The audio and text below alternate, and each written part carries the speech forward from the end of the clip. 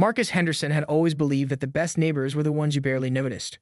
For 3 blissful years in the quiet suburban development of Willowbrook Estates, he'd enjoyed exactly that kind of peaceful coexistence. His modest 2-story house sat on a corner lot with mature oak trees that dropped enough branches each fall to keep his fireplace fed through the winter months.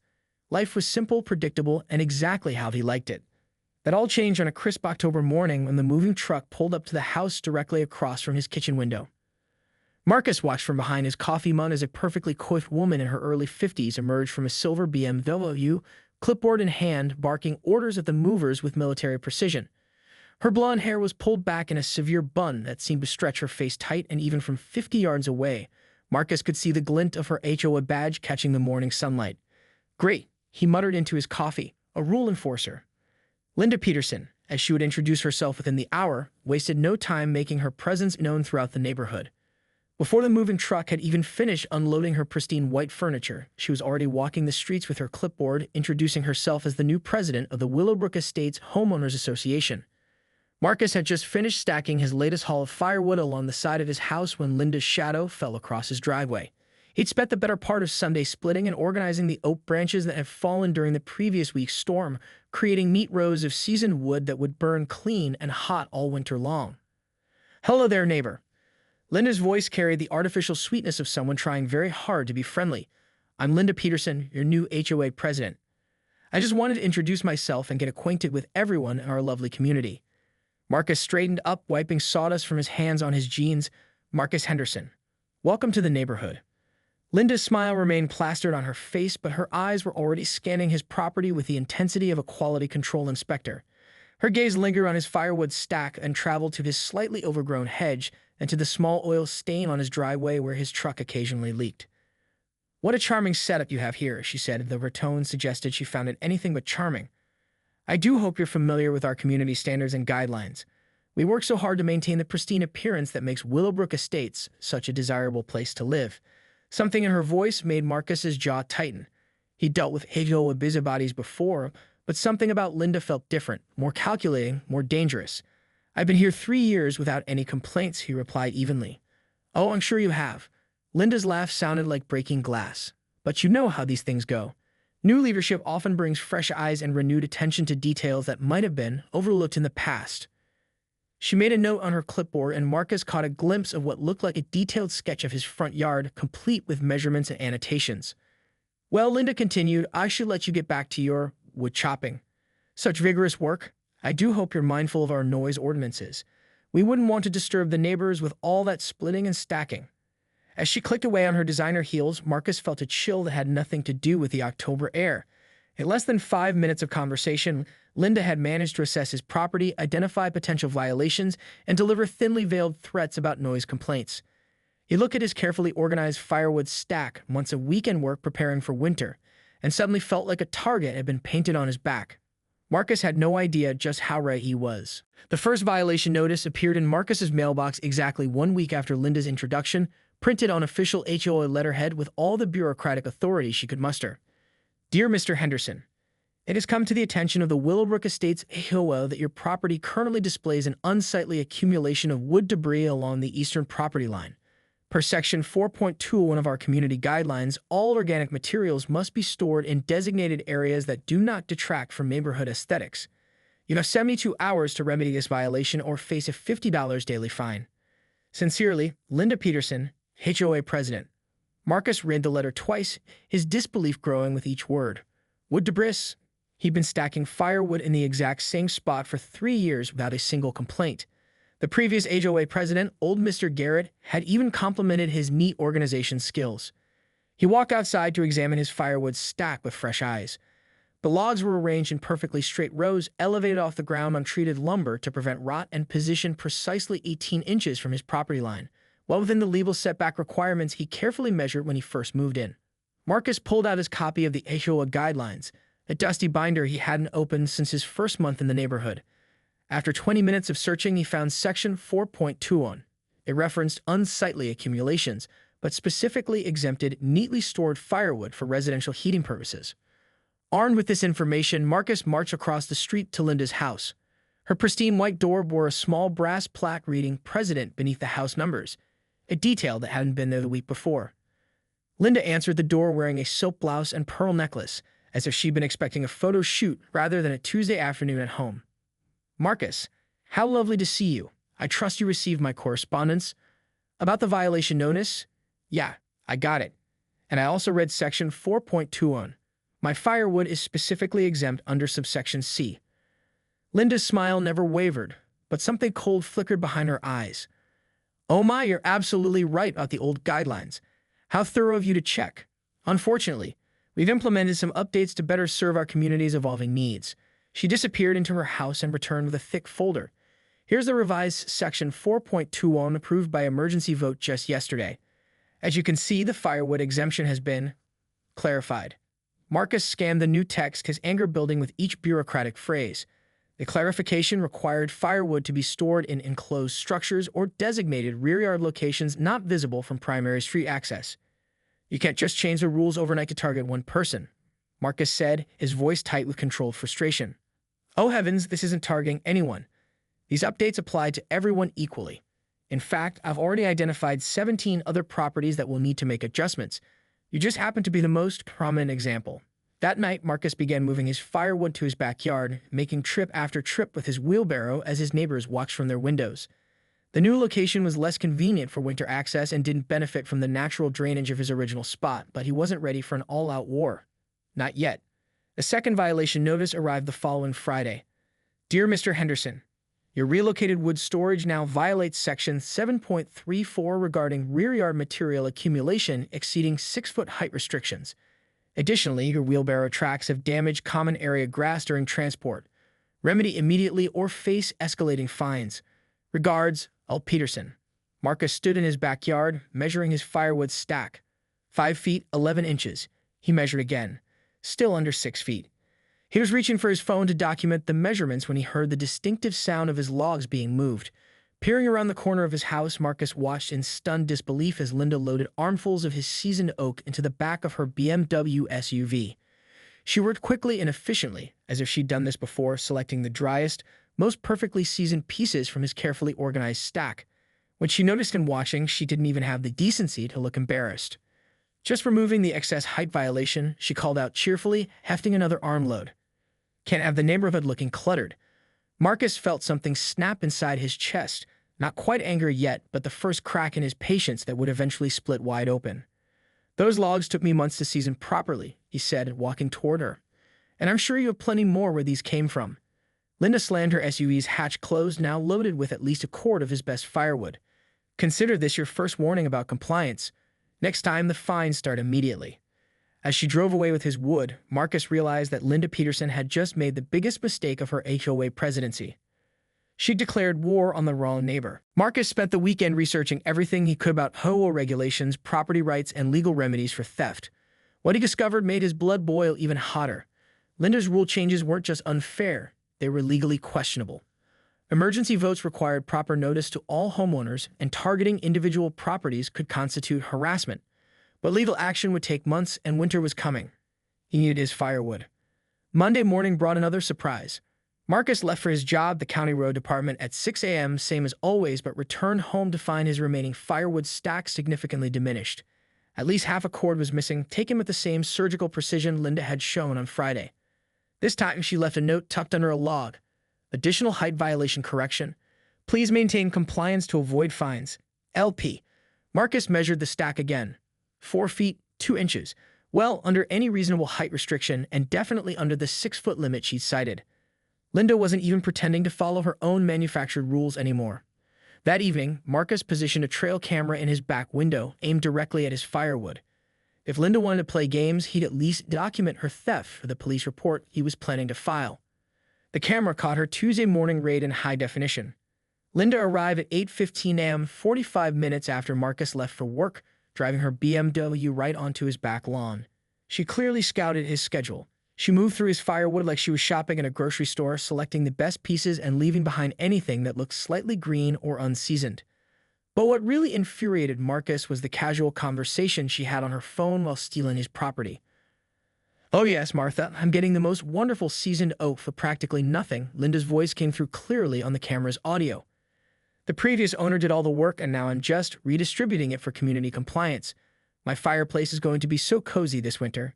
She actually laughed, a genuine, delighted laugh, as she loaded his wood. When Marcus confronted her that evening, Linda was ready with a fresh stack of paperwork. "Marcus, perfect timing. I have some exciting news about your property compliance status." She stood on his front porch like she owned the place, holding a thick folder and wearing that same predatory smile that was becoming painfully familiar. "I've been conducting a thorough review of your entire property, and I'm afraid we have several issues to address. Your hedge extends 2 inches beyond the approved setback. That's a Section 9.1 violation. Your mailbox post shows weather staining that detracts from neighborhood uniformity, Section 3.7. And your driveway has visible oil staining that constitutes a hazardous material display under Section 12.4. Marcus felt his jaw clench so hard his teeth ached. "Cut the crap, Linda. I have you on camera stealing my firewood. That's actual theft, not some made-up HOA violation." Linda's eyebrows shot up in mock surprise. "Stealing? Oh my goodness, Marcus, I think there's been a terrible misunderstanding. I've been removing non-compliant materials from your property as per my authority under Section 15.2 of our Emergency Powers Clause. Everything I've taken has been properly disposed of according to community standards." She leaned closer and her voice dropped to a whisper that somehow managed to sound more threatening than shouting. "And if you check your mailbox, you'll find that your accumulated violations have reached the threshold for legal action. Our community attorney will be filing a lion against your property if these issues aren't resolved within 10 days. The total fines currently stand at $1,247. Marcus stared at her, finally understanding the full scope of what he was dealing with. This wasn't just about firewood or petty HOA power trips. Linda was systematically trying to force him out of his home through manufactured violations and impossible compliance demands. "You can't be serious," he said quietly. "Oh, I'm completely serious.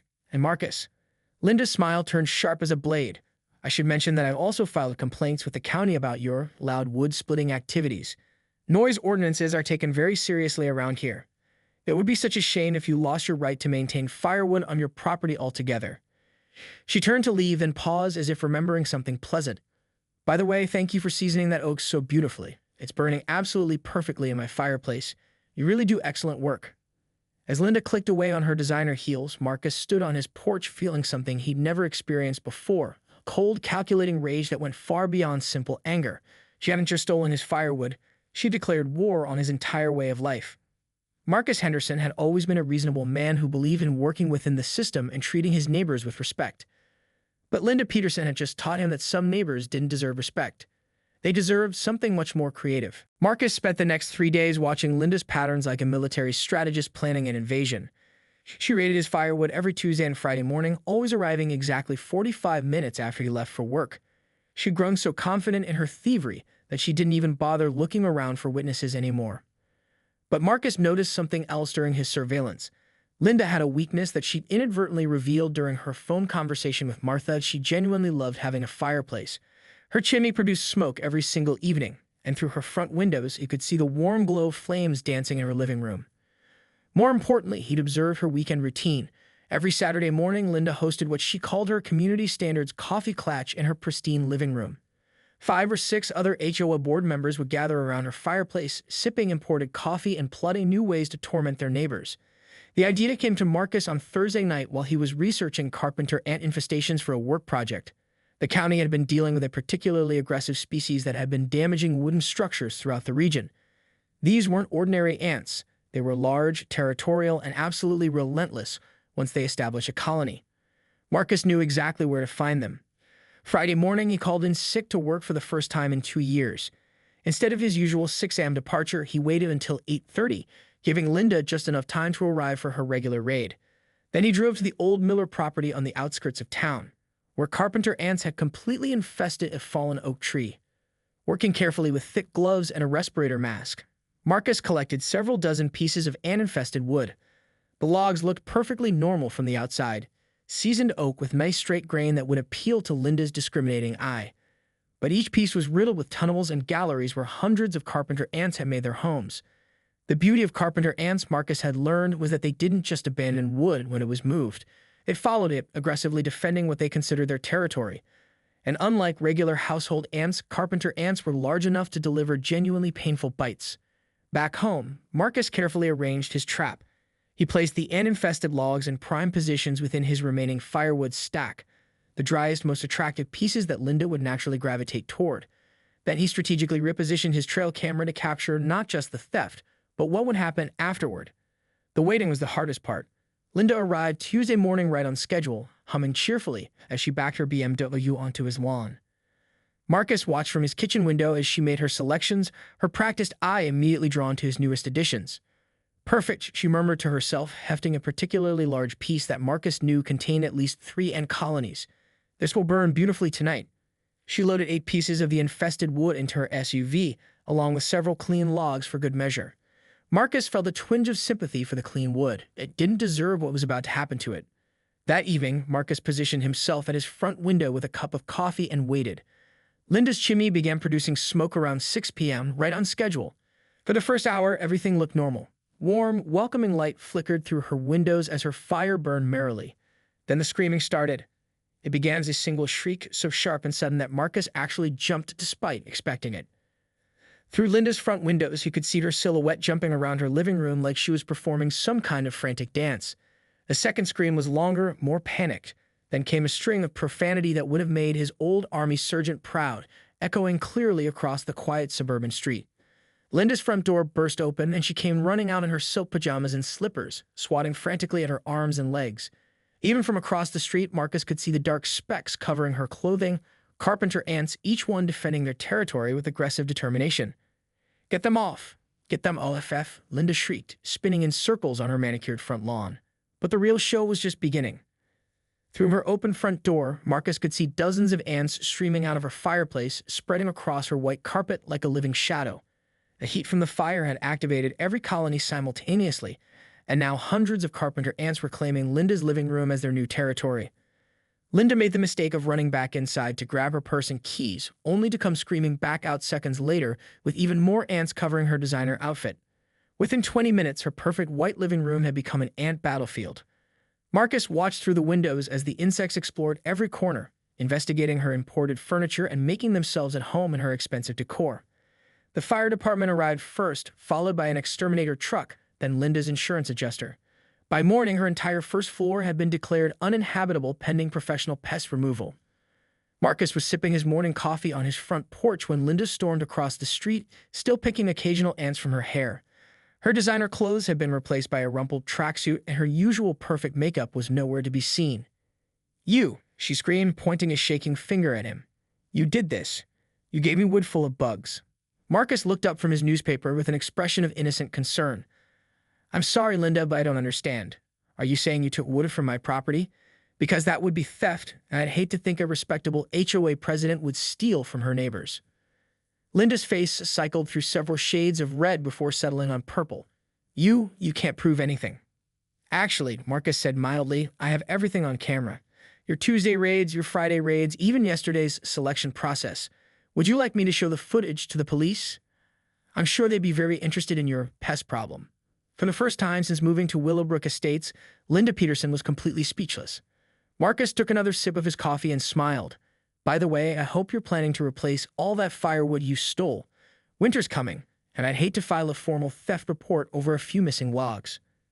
As Linda stumbled back to her ant-infested house, Marcus allowed himself a moment of pure satisfaction. Sometimes the best revenge was simply giving people exactly what they asked for. The aftermath of Linda's ant invasion spread through Willowbrook Estates faster than the carpenter ants had spread through her living room. By Wednesday morning, the entire neighborhood knew about the mysterious pest infestation that had forced the HOA president to evacuate her home. Marcus watched the parade of service trucks with quiet satisfaction. Exterminators, carpet cleaners, furniture replacement services, and insurance adjusters created a steady stream of activity at Linda's house. The professional pest removal alone was going to cost her thousands, not to mention the damage to her pristine white furniture and imported rugs. But the real justice came from an unexpected source. Thursday afternoon, Marcus answered his doorbell to find Mrs. Chen from 3 houses down, holding a casserole dish and wearing the biggest smile he'd seen in months. "Marcus, I brought you some homemade lasagna as a thank you gift." "Thank you for what?" Marcus asked, though he had a pretty good idea. Mrs. Chen glanced around conspiratorially, then leaned closer. "For whatever you did to Linda Peterson. That woman has been making our lives miserable for months with her ridiculous violations and rule changes. My husband got fined $50 for having our garden hose visible from the street. Before Marcus could respond, old Mr. Patterson from the corner house appeared with his own offering, a bottle of expensive whiskey. "Heard about Linda's bug problem," Mr. Patterson said with a knowing wink. "Terrible shame how these things just happen sometimes, especially to people who spend so much time poking around other folks' property." By Friday evening, Marcus had received visits from 11 different neighbors, each bringing gifts and expressing their gratitude for Linda's unfortunate situation. It turned out that Linda had been systematically harassing nearly everyone in the neighborhood with manufactured violations and impossible compliance demands. The Johnsons had been fined for their children's sidewalk chalk art. The Garcias faced daily citations for their work truck being parked in their own driveway. Even elderly Mrs. Morrison had received violation notices for her rose bushes extending 1 inch beyond the approved flowering plant boundaries. But the biggest surprise came Saturday morning when Marcus was outside restacking his recovered firewood, which Linda had mysteriously returned overnight, dumped unceremoniously on his front lawn. A caravan of cars pulled up to Linda's house, and out stepped the other members of the HOA board, along with what looked like half the neighborhood. They marched to Linda's front door with the determination of villagers approaching a castle with torches and pitchforks. Marcus couldn't hear the conversation from across the street, but he could see Linda gesticulating wildly from her doorway, still wearing yesterday's rumpled clothes and sporting what looked like ant bites on her arms. The discussion grew more heated, with multiple board members pointing accusatory fingers and Linda's voice rising to near-shriek levels. 20 minutes later, the crowd dispersed and Mrs. Chen knocked on Marcus's door again. "Emergency HOA board meeting," she announced cheerfully. "Linda Peterson has been removed as president by unanimous vote. Turns out her emergency rule changes were never properly authorized and her selective enforcement violated our HOA charter. We're rolling back all her arbitrary violations and appointing Mr. Patterson as interim president." Marcus felt the weight lift from his shoulders that he hadn't even realized was there. What about the fines and liens she threatened? All invalid. Linda apparently made up most of the legal authority she claimed to have. Our actual HOA attorney was pretty horrified, and we showed him what she'd been doing in the association's name. That evening, Marcus built his first fire of the season using wood from his properly stacked, legally compliant firewood pile. As he sat in his living room watching the flames dance, he reflected on the strange turn his quiet suburban life had taken. Through his front window, he could see Linda's house, dark except for the service lights the exterminators had left running. Her BMW sat in the driveway, probably still smelling faintly of carpenter ants. Tomorrow, she'd likely start the expensive process of rebuilding her living room and her reputation. Marcus's phone buzzed with a text from his new neighbor. The young couple who'd moved in 2 houses down the previous month heard about your firewood situation. If you ever need help splitting logs, let us know. Also, thanks for whatever you did about the HOA situation. Linda tried to fine us for having the wrong color mailbox flag. As winter settled over Willowbrook Estates, Marcus found himself genuinely enjoying his neighborhood for the first time since Linda's arrival. The arbitrary violations stopped, the harassment ended, and people actually waved when they passed each other on the street. His firewood stack grew steadily through the fall, seasoning perfectly for the cold months ahead. No one bothered him about height restrictions or aesthetic violations. Mr. Patterson, the new HOA president, had instituted a radical new policy. If it wasn't explicitly prohibited in the original charter and wasn't genuinely harmful to the community, people could live their lives in peace. The last Marcus heard, Linda was still dealing with occasional ant problems despite multiple professional treatments. Carpenter ants, it turned out, were remarkably persistent once they'd established a territory. Some problems, the exterminators explained apologetically, just kept coming back no matter how much money you threw at them. Marcus never confirmed or denied his role in Linda's downfall, but he didn't have to. Sometimes justice served itself, and sometimes neighbors got exactly what they deserved. On quiet winter evenings, as Marcus sat by his fireplace burning perfectly seasoned oak from his perfectly legal woodpile, he'd occasionally hear Linda's car start across the street, probably heading to another hotel, while her house underwent yet another round of pest treatment. And Marcus would smile, add another log to his fire, and reflect on how sometimes the best neighbors really were the ones you barely noticed. The difference was, now he was living in a neighborhood where people actually had the chance to be those kinds of neighbors again. The end.